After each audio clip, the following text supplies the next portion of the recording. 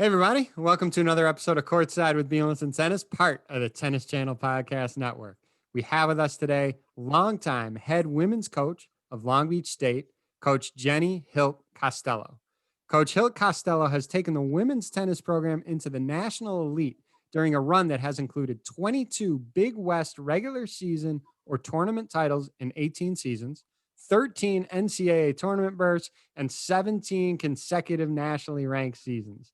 I'm excited to hear about her tennis journey. So without further ado, please welcome to the pod, Coach Jenny Hilt-Costello. Coach, thank you for taking time out of your day and walking me through your very interesting journey. Well, thank you for having me. It's a pleasure to be here. However, I mean, we're talking in the springtime now. Things are starting to get better. Things are starting to open up.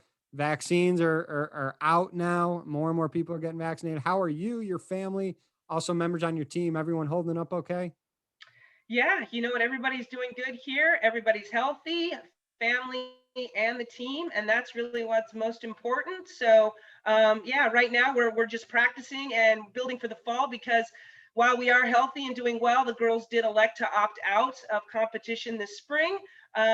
Largely because they wanted to save that year of eligibility so they could have a full year of practice and competition.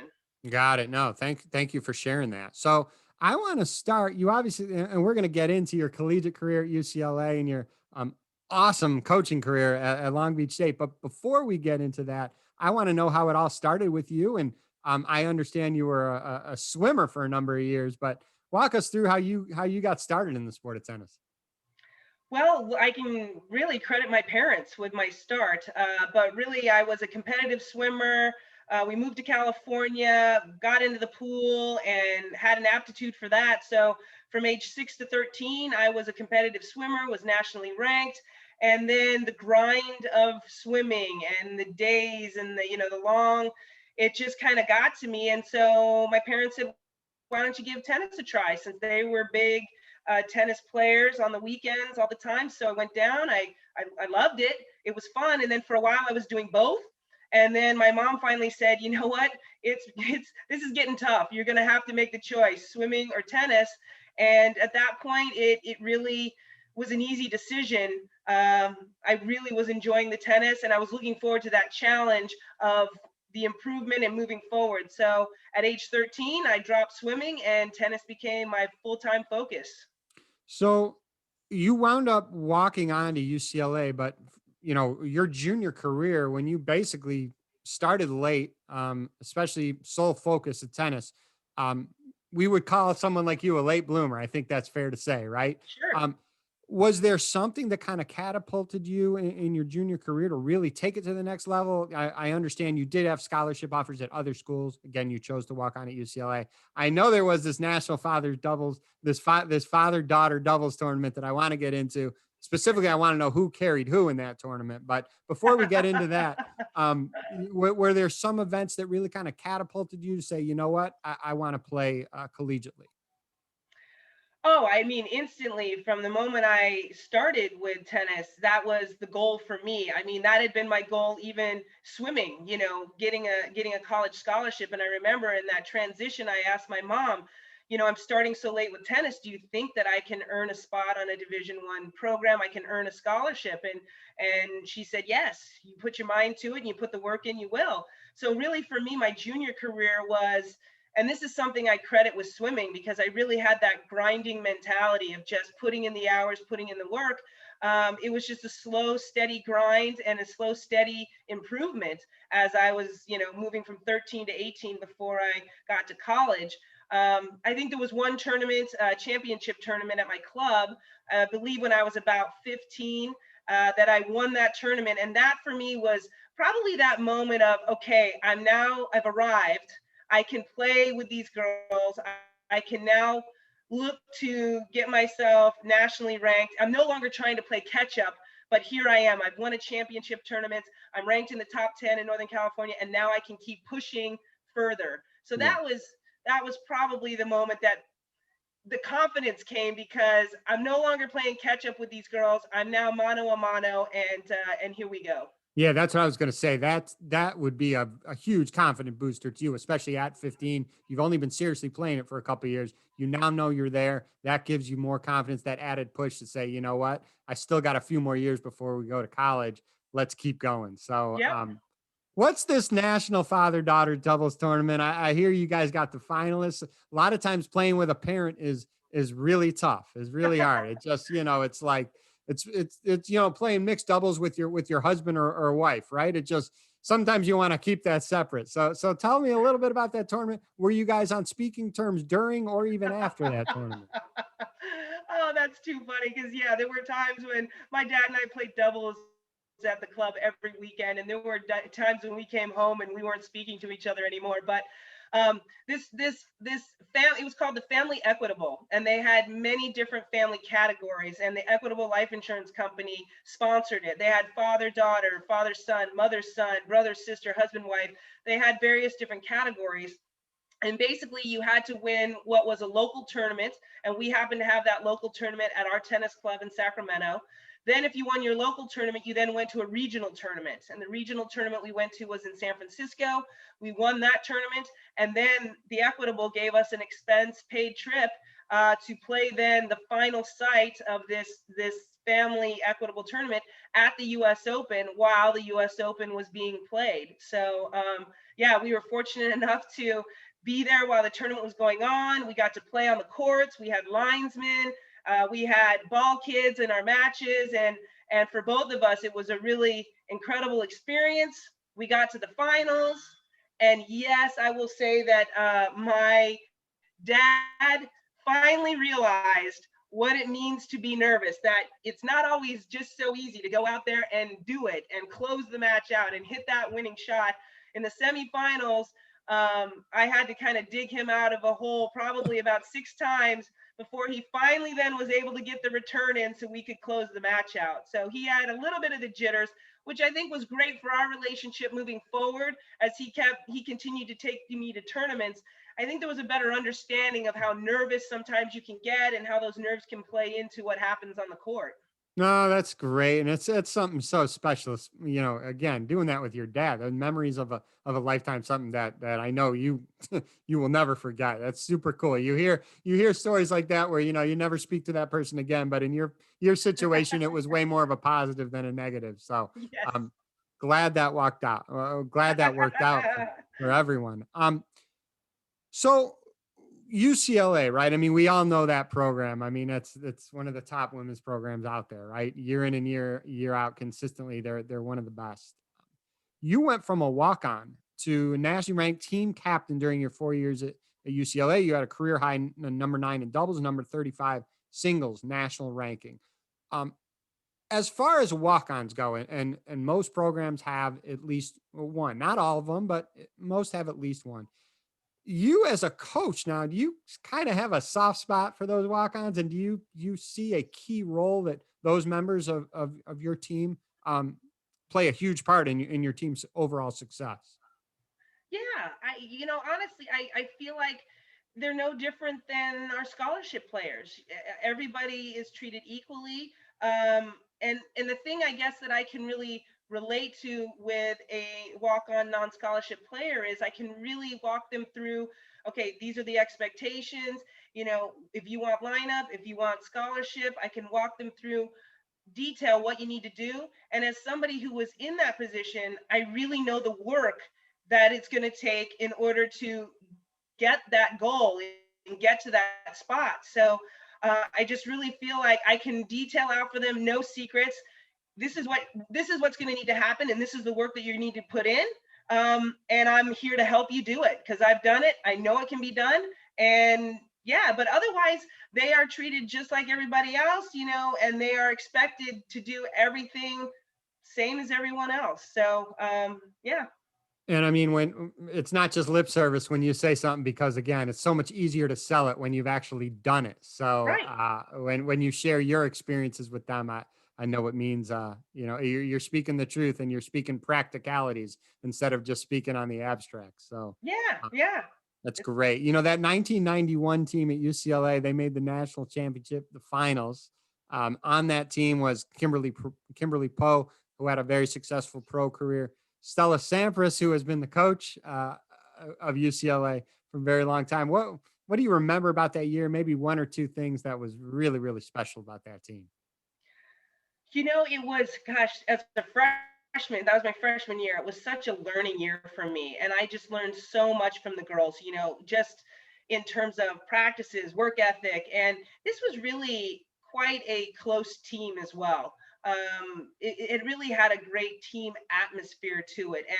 And the focus and intensity towards that goal of getting to the finals, winning a national championship was, yeah, it was such a great learning experience for me. And obviously making that run and getting to the finals is the emotions that you're having there, the excitement, the adrenaline, everything. I mean, you're just never going to forget that.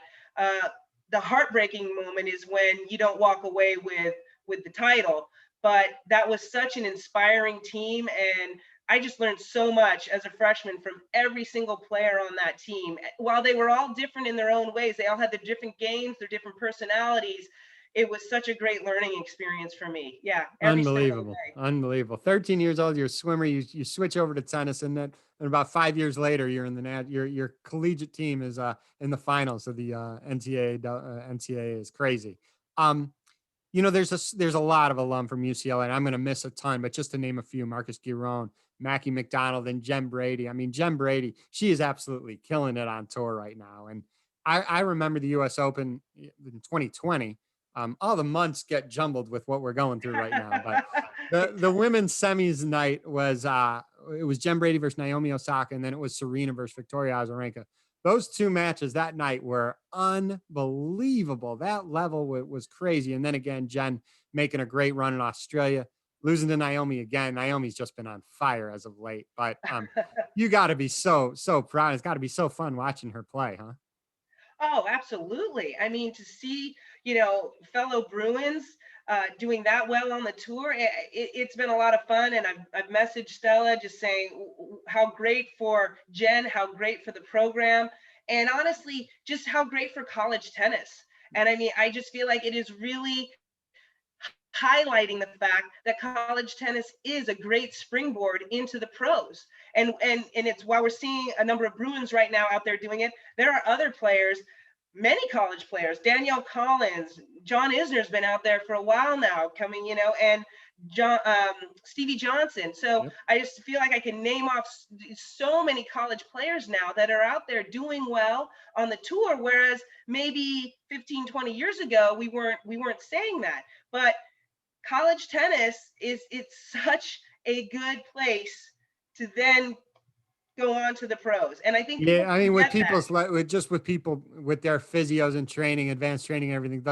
You're peaking at a later age right now. You can Yeah, play at an extremely high level in your 30s. Just look at the best three players on this planet ever, has ever. They're yeah, well into their 30s and they're playing well. So before, like you said, you felt like maybe you were missing out on a huge part of your career if you weren't on tour by 19 years old. That is not the yeah. case. That is not the case at all anymore. So, And why not go to school for 4 years, have everything paid for? We pay for your tennis, we pay for your gear, we pay for your physios, we pay for training room. All of that is included. Rather than trying to maybe do that on your own, you've got coaches who are watching you every day in practice, every day in matches.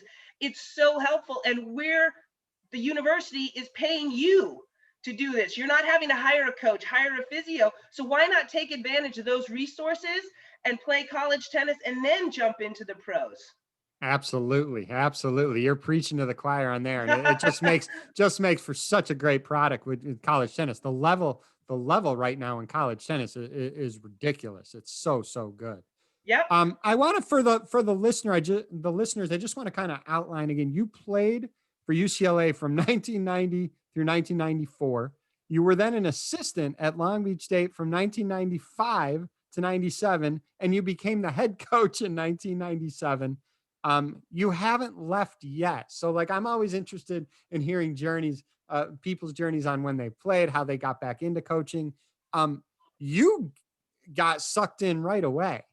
And was it something that kind of fell in your lap and you tried it and fell in love with it, or was it something that you knew you wanted to do right away? How did that all work out? In regards to coaching, I was a psychology major at UCLA, so working with people was always something that I was thinking about in the back of my mind. And then, as working through with the team and being captain one year, I liked having that leadership role. I liked the fact that the girls felt comfortable coming to me and talking to me.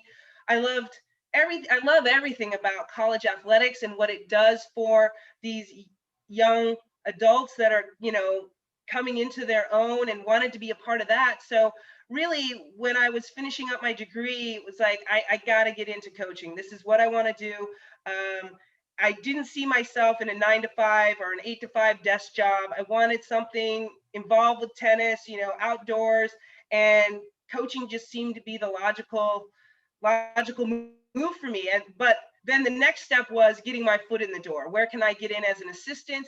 And I was lucky enough to get hired on. They were looking for an assistant at Long Beach State right after I graduated in '95.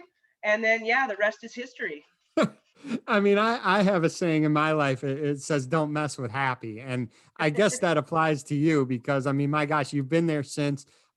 What is it about the school that has made you so proud to remain the coach of the university? I mean, I'm going to mention some of your crazy accolades in a bit, so I'm sure you may have had calls, may have had interest from other places. What other than the great climate in California and you have great competition in California, there's got to be something that has made you say, you know what, I'm happy here and this is where I want to be. What maybe share, one or two of those things with us. Sure, sure. It's it's the university and the city combined. I will tell you, I love where I live. I love this city. I love everything about it, the community, everything that goes on here in Long Beach. It's such a great place to live. And the university itself, I just feel that we offer so much for student athletes. I feel that we have the full package. We have great academics. And I mean, in August, Money Magazine came out and ranked us in the top 1% for public universities, for most transformative, for best value. So, I mean, we've got a lot going on here academically for our student athletes. Obviously, with tennis, our program has come along. We've been top 75 D1 for the last, 17, 20 years. So they know that they're going to get some quality tennis. I really believe that, also like as a coach, we, my ability to work with the kids and is great. Our development is great. And also I have to say location. Location definitely plays into it. I mean, that is for sure what keeps me here, but it's also everything else. I think we can offer the full package, and that is academics, tennis, coaches who are going to develop you, and location. And that's why, as a coach, this is where I want to be because I can sell that, and I can Awesome. convince kids this is where you want to be, and these are the reasons why. So, why would I go somewhere else when I know we have the full package here? Well, I'm from Chicago, so any school in California, especially, sounds enticing to me right now. So I'm in.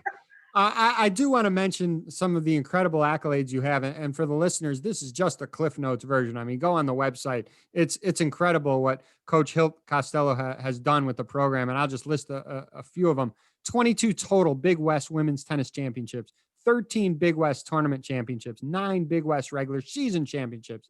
Number 18, the highest team national ranking, 18 consecutive years nationally ranked, 9-time Big West Women's Tennis Coach of the Year, 9 Big West Players of the Year. I want to stress academics as well. 17 ITA All Academic Team Awards, 20 plus Long Beach State High Team Semesters, Team GPA Awards. And one really cool thing was you've graduated all but one student athlete that completed their 4 years of eligibility with the program.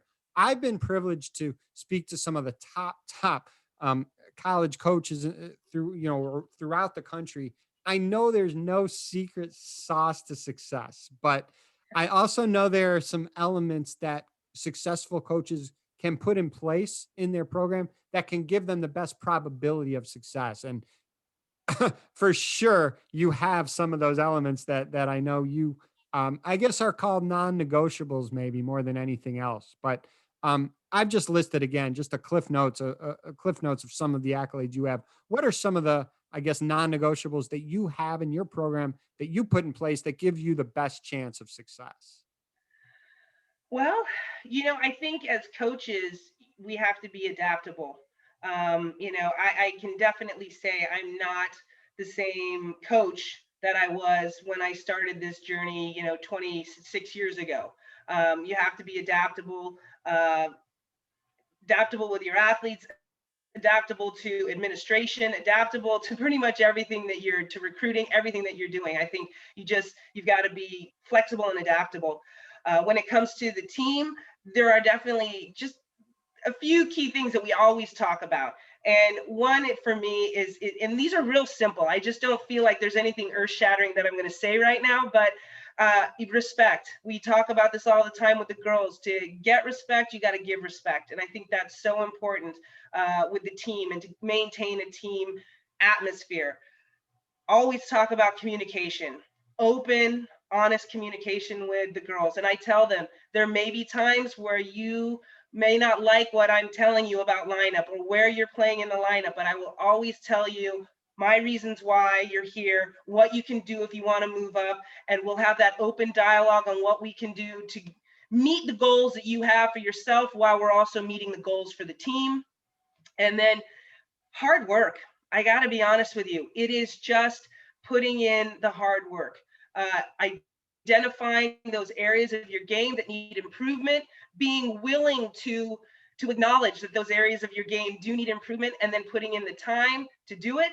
And honestly, I will tell you, none of those titles, those 22 titles, ever came easy. There was a lot of work involved in each and every one of those, and I was lucky enough to have student athletes who were willing to do that work. So those really probably are my three non-negotiables, I would say, that we really talk about a lot with the team. Yeah, no, again, it's not surprising that you said there's nothing that's going to be earth shattering here. I do a lot of listening to coaches outside of tennis just to kind of learn from them. And again, there is no secret sauce. Obviously, you want to get good players in your respective sports. That's key, right? You need good players. But outside of that, right, it's basic things. There is no secret sauce. And I appreciate you and everyone sharing, what they deem to be a critical part of their program's success. And I know I've spoken to a few of your players. I've spoken with Natalia Munoz recently. You heard that conversation. They rave about playing for you, coach. So you're obviously doing something right. You've been there for a long time. If you weren't doing something right, you would not be there nearly as long as you have been. Um, Best of luck again. This past 12, 13 months has just been so weird for everyone. No one's lived through anything like this. So best of luck to you and your program, your family, and your players moving forward. And I appreciate your time speaking with me today. Oh, this was a ton of fun. Thank you so much. I really appreciate you having me on. Thanks again. Best of luck. All right.